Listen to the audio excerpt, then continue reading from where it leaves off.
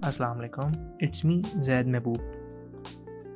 हम सब ने अपनी लाइफ में कहीं ना कहीं हर रोज़ आए दिन ये बात सुनी होती है कि out of the box solution होना चाहिए, out of the box thinking होनी चाहिए, आपका आइडिया बहुत यूनिक होना चाहिए अगर आप इस दुनिया में सर्वाइव करना चाहते हो। तो बिजनेसेस के लिए, कंटेंट के लिए, हर जगह पे हमने कहीं ना कहीं ये बात सुनी होती है, ठीक है, कि आपको दूसरे से डिफरेंट होना पड़ता है। ठीक है, अब बात आ जाती है कि डिफरेंट तो चले, एक सेपरेट टॉपिक आ गया ना, व्हाट इज़ ओरिजिनलिटी। यूनिक होना, आउट ऑफ द बॉक्स चीज़ होना, तो वो ओरिजिनलिटी है। और विलियम रैफ का क्वेश्चन है व्हाट इज़ ओरिजिनलिटी। इसका आंसर विलियम रैफ 2 वर्ड्स में देते हैं, अनडिटेक्टेड प्लैगरिज्म। अगर हम इसको थोड़ा एक ईजी तरीके से जानने की कोशिश करें तो फ्रेंच राइटर एंड्रे जीड का एक कोट है, everything that needs to be said has already been said, since no one was listening everything must be said again. अगर आप इसको एक एग्जांपल के साथ समझने की कोशिश करें तो वो कुछ इस तरह है कि जिस तरह एक ग्राफिक्स डिज़ाइनर है, क्योंकि मैं खुद काफ़ी हद तक उस फील्ड से हूँ तो मेरे लिए शायद उसके साथ रेजोनेट करना आसान होगा, तो इसी एग्जांपल को लेके चलते हैं। अगर एक ग्राफिक्स डिज़ाइनर है, वो एक चीज़ डिज़ाइन करता है, ठीक है, उसको क्या कहा जाता है कि इसके जितने भी कॉपीराइट्स क्लेम है वो उस पर्टिकुलर बंदे के पास है, क्योंकि वो चीज़ यूनिक है।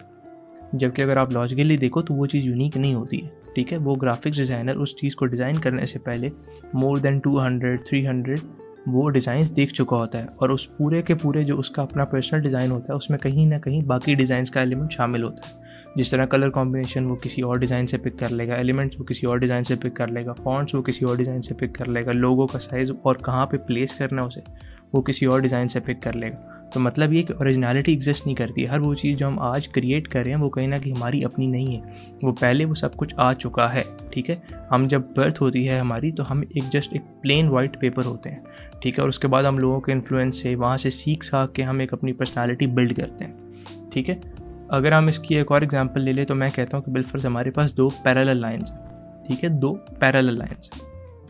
अगर मैं ये कहूँ कि ये 2 पैरेलल लाइंस नहीं, ठीक है, ये 2 नहीं, ये 3 पैरेलल लाइंस हैं। क्यों? Because there is the first one and there is the second one and there exist a line of negative space between them. तो क्या ये कहना गलत होगा कि 1 + 1 = 3? बिल्कुल भी नहीं। ठीक है, तो अगर आप लॉजिकली देखें तो 1 + 1 = 3 ये कॉन्सेप्ट मेरा अपना नहीं है, क्योंकि पिछले से ड्राइव हो रहा है, और पिछला भी मेरा अपना नहीं था, क्योंकि वो ऑब्वियस ही बात है सेंचुरी से चल रहा है। अब अगर ओरिजिनलिटी एग्जिस्ट नहीं करती है तो क्या एग्जिस्ट करता है? उसका अल्टरनेटिव कुछ तो होगा ना जो उसकी पर्टिकुलर प्लेस पे आ रहा है, और वो होता है स्टीलिंग। हम कहीं ना कहीं आए दिन कहीं ना कहीं से कुछ ना कुछ चीज़ें स्टील कर रहे होते हैं। ठीक है, हम लोग पहले फिगर आउट करते हैं कि उसमें से क्या चीज़ है जो वर्थ स्टीलिंग है, हम उसको स्टील करते हैं। अगर कोई चीज़ वर्थ स्टीलिंग नहीं है तो हम आगे मूव ऑन कर जाते हैं। डेविड बोवी का एक कोट है, the only art I will ever study stuff that I can steel from. इसलिए हम आज की डेट में जो कुछ क्रिएट करें वो कहीं ना कहीं से हम स्टील करके करें, और ओरिजिनलिटी के बजाय ये चीज़ है जो एग्जिस्ट करिए एक्चुअल में। ठीक है, कि आपका अपना कंटेंट कोई नहीं है, उससे पहले वो कहीं ना कहीं किसी ना किसी पॉइंट पे छोटे से छोटा कंटेंट आ चुका है। ठीक है, और वहाँ से हम उसको उठाते हैं और हम उसको एक, आप कह लो कि री एनिमेट करते हैं और फिर हम उसे पुट करते हैं। ठीक है, हमने कहीं ना कहीं आए दिन सुना होता है कि भाई आपको एक किसी इंसान को कॉपी नहीं करना है, आपको अपनी पर्सनल आइडेंटिटी बना के रखनी है। You should be your own self, आपको किसी से उस लेवल पे इन्फ्लुएंस नहीं होना। ठीक है, तो आप अपना करैक्टर कैसे बिल्ड करते हैं, आप अपनी खुद की पर्सनालिटी कैसे बिल्ड करें। ठीक है, आपको किसी एक बंदे को फॉलो करना स्टार्ट करना पड़ता है जिसको आप असल में एडमायर करते हो। तो कोई राइटर हो सकता है, एक्टिविस्ट हो सकता है, कोई आर्टिस्ट हो सकता है, कोई भी आपका रोल मॉडल हो सकता है जिसको आप असल में एडमायर करते हो। आप उसकी पूरी की पूरी लाइफ को स्टडी करते हो। ठीक है, आप उसको देखते हो कि वो किन 3 बंदों को एडमायर करा था, फिर आप उन 3 बंदों की पूरी लाइफ को स्टडी करते हो, और इस तरह आप आगे देखते हो कि वो 3 बंदे आगे किन बंदों को एडमायर करे थे, और इस तरह करते करते आप एक पूरा के पूरा ट्री चढ़ते हो। ठीक है, आप एक रूट से स्टार्ट होते हो जो कि एक बंदा था, और वहाँ से आप ग्रेजुअली आगे बढ़ते हो और आप 2 पे 3 पे जाते हो, 3 से आप आगे जाते हो 9 पे, and then on and on. फिर एक टाइम आता है कि जब आप उस ट्री की पीक पे पहुँच जाते हो। ठीक है, और जब आप उस ट्री की पीक पे पहुँच जाते हो तो वो टाइम होता है जब आपकी अपनी ब्रांचेस स्टार्ट होती हैं। वो टाइम होता है जब आपकी अपनी पर्सनालिटी बिल्ड होना स्टार्ट होती है। क्यों? क्योंकि आप बहुत ज़्यादा लोगों से तब तक कंटेंट कंज्यूम कर चुके हो, आप लोगों के ट्रेट्स ले चुके हो, आप लोगों के कैरेक्टरिस्टिक्स देख चुके हो, और आप वहाँ से कुछ ना कुछ उठाते हो। आपको हमेशा चीज़ें सर्च करनी चाहिए, गूगल करना चाहिए हर चीज़ को, छोटी से छोटी, चाहे वो आपका ड्रीम है, आपको कोई प्रॉब्लम आ रही है फेस, कुछ भी। ठीक है, क्योंकि सर्च करना एक वो आर्ट है जो कि बहुत ज़्यादा आगे इन फ्यूचर डिमांड होने वाला है। ठीक है, क्योंकि everything is available on Google specially. ठीक है, क्योंकि ऑब्वियसली बात है, सालों से दुनिया चल रही है, हर चीज़ कोई ना कोई बंदा कहीं ना कहीं पढ़ चुका है, ठीक है, नहीं है तो पढ़ लिया जाएगा। और वैसे भी 90% और 90% भी, in fact 99.99% of the content is available on Google. One of मेरे नेबर्स होते थे, तो उनसे मैं काफ़ी ज़्यादा सवाल पूछा करता था रिलेटेड टू टेक, क्योंकि उनका कहीं ना कहीं उससे ताल्लुक़ था। एंड उन्होंने मुझे ये चीज़ बोली थी कि शायद गूगल पे सब कुछ मौजूद है, ठीक है, और अगर आप लॉजिकली अगर आप गूगल पे सर्च करते हो और आप उस एक चीज़ के ऊपर प्रॉपर पढ़ते हो चीज़ें, ठीक है, तो या तो आपको आपके सवाल का जवाब मिल जाएगा या फिर आप एक बेहतर सवाल के साथ आ जाओगे।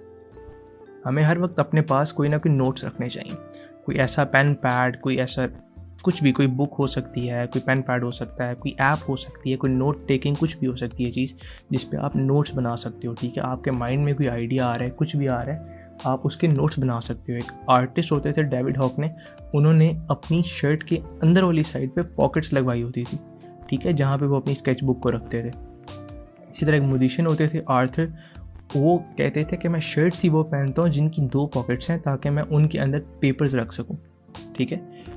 न्यूज़पेपर के जो रिपोर्टर्स होते हैं, जो जर्नलिस्ट होते हैं, ठीक है, वो इस पर्टिकुलर नोट पैड को या जो वो चीज़ यूज़ कर रहे होते हैं उसको मॉक फाइल कहते हैं, ठीक है, क्योंकि मॉक फाइल का जो एक्चुअल मतलब है वो शायद सेंस भी बनाता है, ठीक है। मॉक फाइल का एक्चुअल मतलब जो आप कह सकते हो वो ये है कि आप उस पर्टिकुलर नोट पैड में ऐसी चीज़ें रखते हो जो शायद उस टाइम पे प्रेजेंटली उतनी हैसियत नहीं रखती हैं, ठीक है। शायद वो उस टाइम पे एक आप कह सकते हो कि वो डेड थिंग है, ठीक है, लेकिन बाद में आप उसे रीएनिमेट करते हो अपने काम में, आप उस चीज़ को यूज़ करते हो, आप एक बेहतर आइडिया के साथ आते हो। जिस तरह बिलफर्ज अगर आप कहीं ट्रैवल कर रहे हो और आपके जहन में एक आइडिया आता है, आप उसको लिख लेते हो, लेकिन बाद में जब आप आके उस पर घर पे रिसर्च करते हो प्रॉपर, तो आपको पता लगता है कि इसकी तो इनफाइनाइट पॉसिबिलिटीज़ हैं, ठीक है।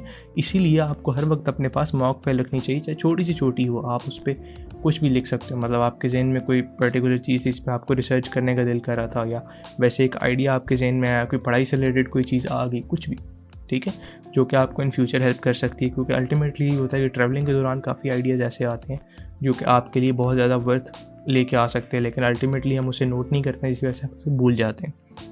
इनफैक्ट रिसर्चर्स कहती हैं कि हर इंसान की लाइफ में एटलीस्ट एक ऐसा आइडिया ज़रूर आता है जिसको अगर वो इम्प्लीमेंट करे तो वो वन ऑफ द बिलियनर्स बन सकता है, ठीक है, लेकिन हम नहीं करते हैं मोस्ट ऑफ द केसेस में, ठीक है। मैं जो खुद पर्सनली इस चीज़ के लिए एप्लीकेशन यूज़ कर रहा होता हूँ वो नोशन है। ये मोबाइल, लैपटॉप, कंप्यूटर ऑलमोस्ट हर जगह पे अवेलेबल है। अगर पर्सनल यूज़ के लिए ले रहे हैं तो वो फ्री है, अगर टीम्स के लिए है तो वो पेड है।